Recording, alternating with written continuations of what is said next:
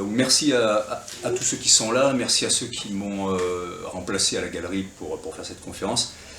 Je me présente rapidement, donc j'ai un parcours de prof d'italien, français, latin, j'ai démissionné de l'éducation nationale. J'ai été guide de voyage pendant des années en réalisant des reportages auparavant aussi pour une revue de bouddhisme au Cambodge, au Proche-Orient, en Europe. J'ai écrit une douzaine de bouquins dont certains sont achetés dans les plus grandes bibliothèques du monde, Stanford, Princeton, Harvard et des pays européens. Aujourd'hui, je me consacre à l'écriture, à la photographie, publiant donc des bouquins sur l'histoire des civilisations, des religions, et je m'intéresse énormément à ce sujet. En 2013, j'avais donné une conférence avec Démocratie réelle, les indignés de Grenoble, l'Institut Finance et Démocratie qu'on trouve encore sur le net. Ce n'est pas facile d'annoncer un tel sujet, un tel débat dans le contexte actuel, et je m'excuse par avance auprès de ceux que cela pourrait choquer.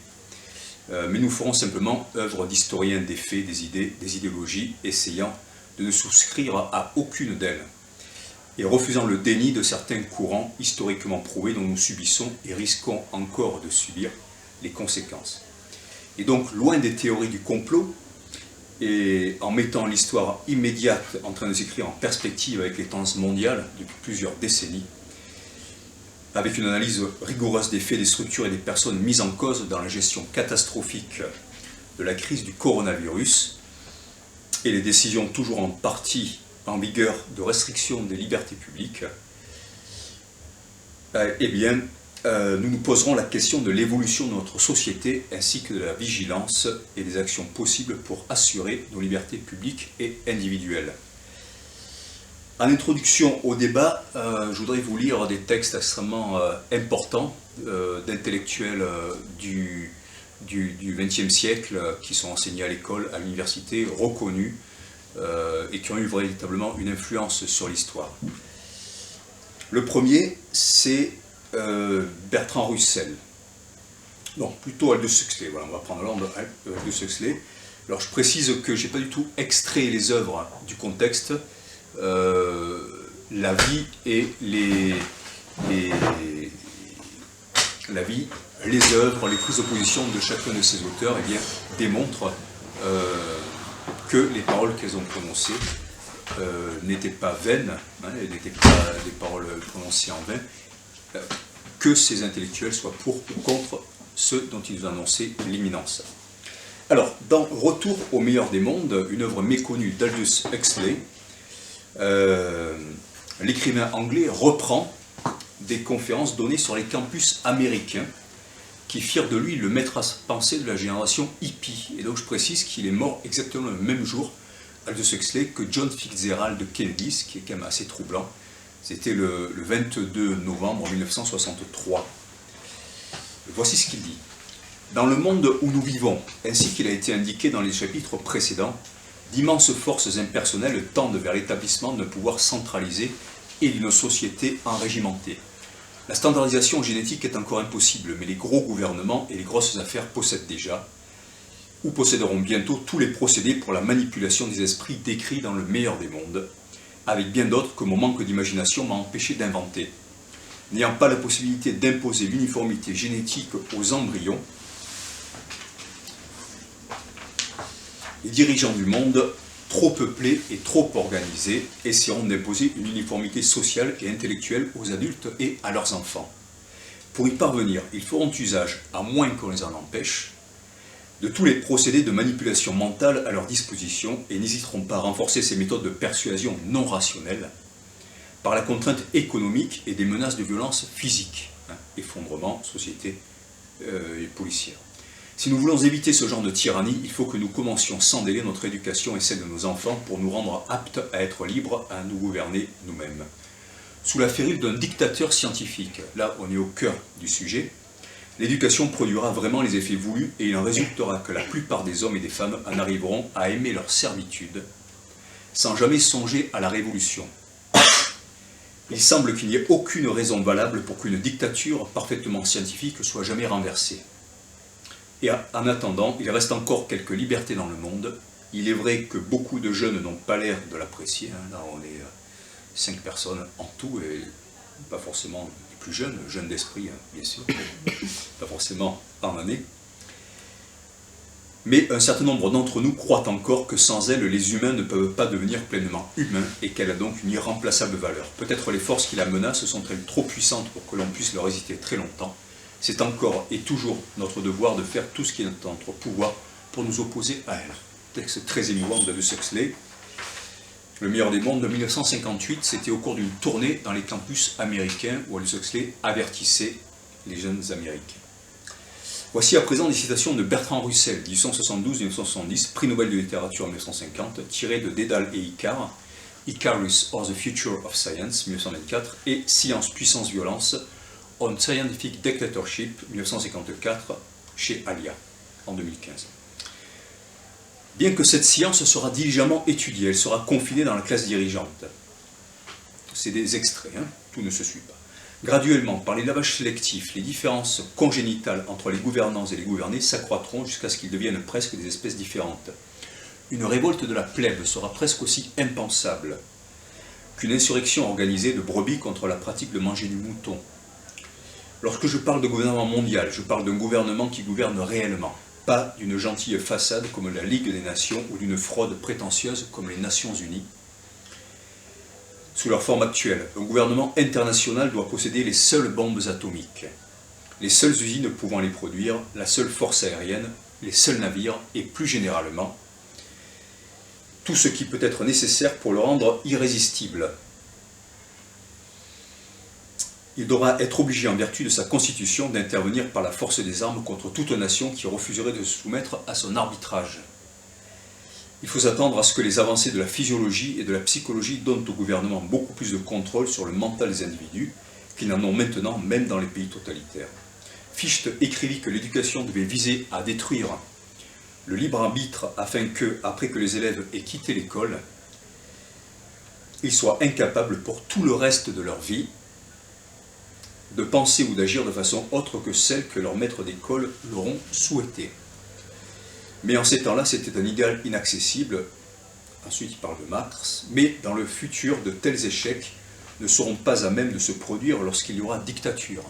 Et là, écoutez bien, des régimes, des injections et des injonctions, donc des régimes alimentaires, des injonctions, des ordres, des injections, donc des piqûres, peut-être bien des vaccins, seront combinés dès le plus jeune âge pour produire la sorte de personnes et la sorte de croyances que les autorités considèrent désirables. Et toute critique sérieuse des pouvoirs qui existent deviendra psychologiquement impossible. Même si tous sont misérables, tous se croiront heureux parce que le gouvernement leur dira qu'ils le sont. Le site leslibraires.fr résume ainsi la première partie de Dédale et Icare, toujours donc de Bertrand Russell. Je crois qu'à cause de la folie des hommes, le gouvernement mondial sera établi par la force et sera donc au début cruel et despotique.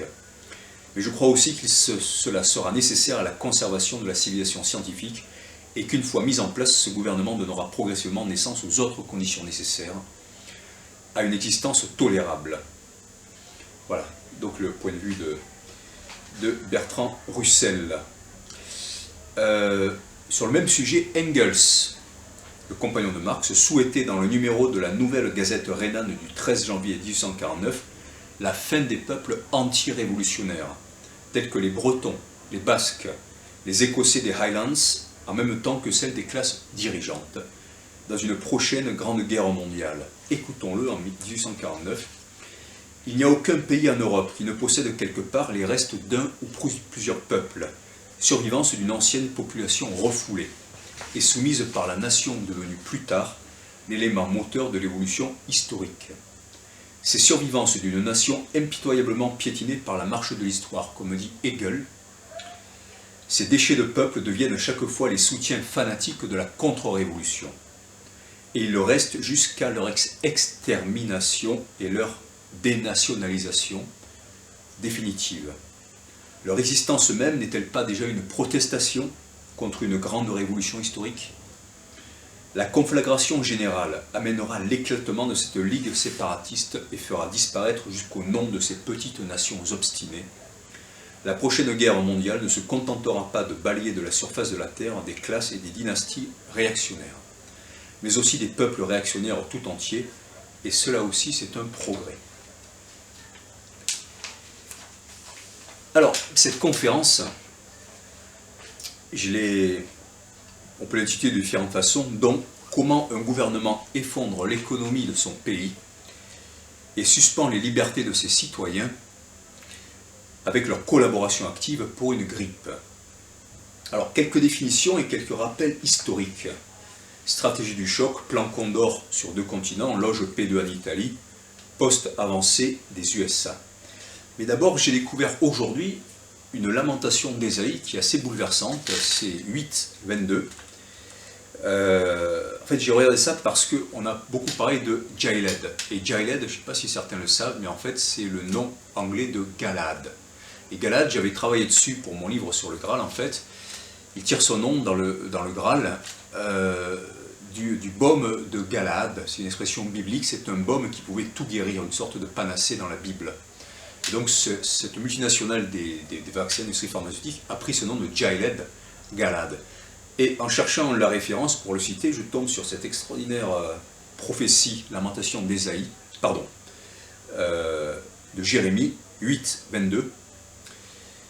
En ce temps-là, dit l'Éternel, on tirera de leur sépulcre les os des rois de Juda, les os des scribes, les os de ses chefs, les os de ses sacrificateurs, les os de ses prophètes, et les os des habitants de Jérusalem. Bon, je saute parce que sinon c'est trop long. Comment pouvez-vous dire « Nous sommes sages, la loi de l'Éternel est avec nous ». C'est bien en vain que s'est mise à l'œuvre la plume mensongère des scribes. Les sages sont confondus, ils sont consternés, ils sont pris. Voici, ils ont méprisé la parole de l'Éternel, et quelle sagesse ont-ils? C'est pourquoi je donnerai leurs femmes à d'autres, c'est un peu trash, hein, et leurs champs à ceux qui les déposséderont, car depuis le plus petit jusqu'au plus grand, tous seront avides de gain, depuis le prophète jusqu'au sacrificateur, tous usent de tromperie. Ils pensent à la légère la plaie de la fille de mon peuple, paix, paix, disent-ils, et il n'y a point de paix. Ils seront confus car ils commettent des abominations, ils ne rougissent pas, ils ne connaissent pas la honte, c'est pourquoi ils tomberont avec ceux qui tombent, ils seront renversés quand je les châtierai de l'Éternel. Je saute des versets.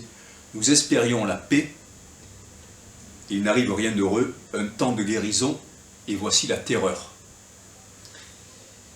Voici les cris de la fille de mon peuple, verset 19, retentissent de la terre lointaine. L'Éternel n'est-il plus à Sion? N'a-t-elle plus son roi au milieu d'elle? Pourquoi m'ont-ils irrité par leurs images taillées, par des paroles étrangères?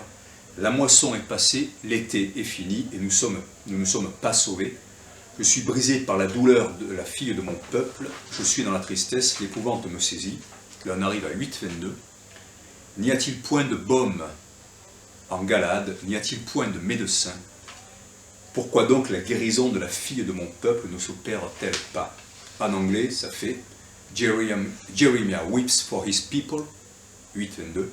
For the brokenness of the daughter of my people, I am crushed, I mourn, horror has gripped me. Is there no balm in Gilead, comme dit le professeur Raoult? Is no physician here? Il n'y a pas de docteur ici. Why then has the health of the daughter of my people not been restored? Vous voyez, c'est assez troublant. Galad se traduit par Gilead. C'est le seul chevalier à avoir supporté de contempler l'intérieur du Graal, parce qu'il était assez pur. Mais il a dû mourir peu après être devenu roi du Graal. Gilead est allé chercher dans la Bible cette référence-là. En Palestine, les montagnes de Jalad, ce sont des montagnes en Palestine où on extrait le baume de Galad qui guérissent tout. Donc préfiguration du Graal, et encore une fois, on voit comment un archétype, un mot qui fait tilt chez les gens, eh bien, il est récupéré par les grands manipulateurs, évidemment, c'est toujours comme ça, parmi tant d'autres archétypes. Alors Alors c'est intéressant parce que dans le Graal, en fait, le premier chevalier qui a vu le Graal extérieurement dans le château du Graal, du roi pêcheur, c'est Perceval. Et Perceval, on lui avait dit, si tu veux être un homme, parce qu'il était un peu fou en fait, élevé dans la forêt par sa mère qui avait peur qu'il devienne un chevalier comme son père, on lui a dit, bon, un homme ça se tait, ça ne demande pas pourquoi, ça se contrôle, ça ne pose pas des questions. Un chevalier, un ermite lui avait dit ça, donc il arrive dans le château du Graal tout seul, il voit passer une procession avec une pucelle, avec un plat, avec un vase, le Graal, une lance ensanglantée, il se tait. Et le lendemain, la jeune fille qui l'avait accueilli lui dit, et pourquoi n'as-tu pas posé la question de ce qu'était le Graal? Pourquoi n'as-tu pas demandé qu'est-ce que c'était? Pourquoi? Parce que tu l'aurais eu, et tu aurais pu guérir le roi pêcheur, et le Graal aurait été trouvé dès le départ. Et dans la nuit, en fait, qu'est-ce qui s'est passé? Le château est devenu une terre gaste, la terre a été ravagée, il pleut, il neige, les paysans sont une troupe errante, il y a un cygne mort avec du sang, parce que Perceval n'a pas posé la question, qu'est-ce que c'est, pourquoi? Et donc, tout le drame, encore une fois, c'est quand on ne demande pas pourquoi il se passe tout ça, comment ça se fait, et donc la question, hein, la quête, ça commence par une question. Et ça, c'est le génie de l'homme occidental, normalement, de demander pourquoi, et de briser les tabous dans la connaissance. Hein. Et aujourd'hui, tout ça, ça s'est inversé. On pourrait aussi parler du mythe d'Œdipe, auquel une prophétie avait dit qu'il tuerait son père et qu'il épouserait sa mère. C'est ce qu'il fait à un croisement, il tue son père, il refuse d'être arrêté, il continue, il arrive devant le Sphinx, il répond à la question du Sphinx, il rentre dans Thèbes, il est couronné roi, il épouse sa mère, et d'un coup, il y a une peste. Il y a une peste parce qu'il y a un coupable qui n'a jamais été puni, parce qu'il a tué un homme. Voilà. Et un oracle dit, eh bien, c'est Œdipe. Et Œdipe, après avoir passé le Sphinx, a provoqué le suicide du Sphinx. Maintenant, si on regarde la position avec Emmanuel Macron, avec cette relation oedipienne qu'il a avec son épouse, hein, eh bien, qu'est-ce qu'il a fait? Il a pris la place du Parti Socialiste, il a détruit le Parti Socialiste, dont le symbole c'était Mitterrand, le Sphinx. Après ça, le Parti Socialiste s'est complètement sabordé, suicidé, on pourrait dire. Il s'est fait introniser devant la pyramide, comme le Sphinx, et devant les pyramides à Gizeh. Et, voilà, ça continue, j'espère. Et, je vois que le flux ne continue pas, bon, c'est pas grave, on continue à enregistrer. Et donc, finalement, c'est lui qui a attiré la peste à Thèbes. Hein, et dans certaines versions, eh bien, Œdipe se crève les yeux, il part sur les routes, dans d'autres, il reste tranquillement au pouvoir. Donc on va voir ce que fait Macron. Hein. Je ne suis pas comme le héros de l'insoutenable légèreté de l'être. Hein. Je dis pas non plus que les dirigeants doivent se crever les yeux, ils doivent les ouvrir. Je pense qu'ils sont ouverts depuis longtemps, ils savent très bien ce qu'ils font. Alors, invoquer la théorie du complot n'a aucun sens, mais devrait simplement rappeler à toute personne ayant un peu de mémoire ou de culture politique les choses suivantes.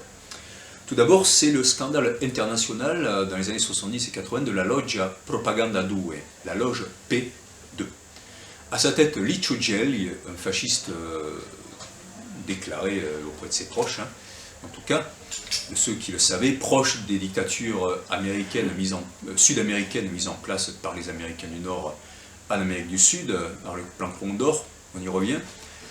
Il fait rentrer dans la loge P2 tous les grands dignitaires de l'Italie, de l'industrie, Eugenio Cefis, des banquiers, des militaires, des policiers, des hommes politiques, des industriels, et, eh bien, ils tiennent absolument toute l'Italie. Quand ils passent en procès, hein, ils passent toute l'Italie. Donc ces jugés apparaissent dans les conspirateurs, parce que vraiment il s'agit de ça, le Vatican, la CIA, l'extrême droite italienne, le mouvement Gladio, et puis la mafia pour les passeuses œuvres, avec aussi donc un certain nombre de relais. Alors, l'intention de la loge P2 était tout simplement de remplacer les instances démocratiques, étatiques, hein, démocratiques c'est un grand mot, de l'État italien par des instances privées à travers la vente à des grands groupes.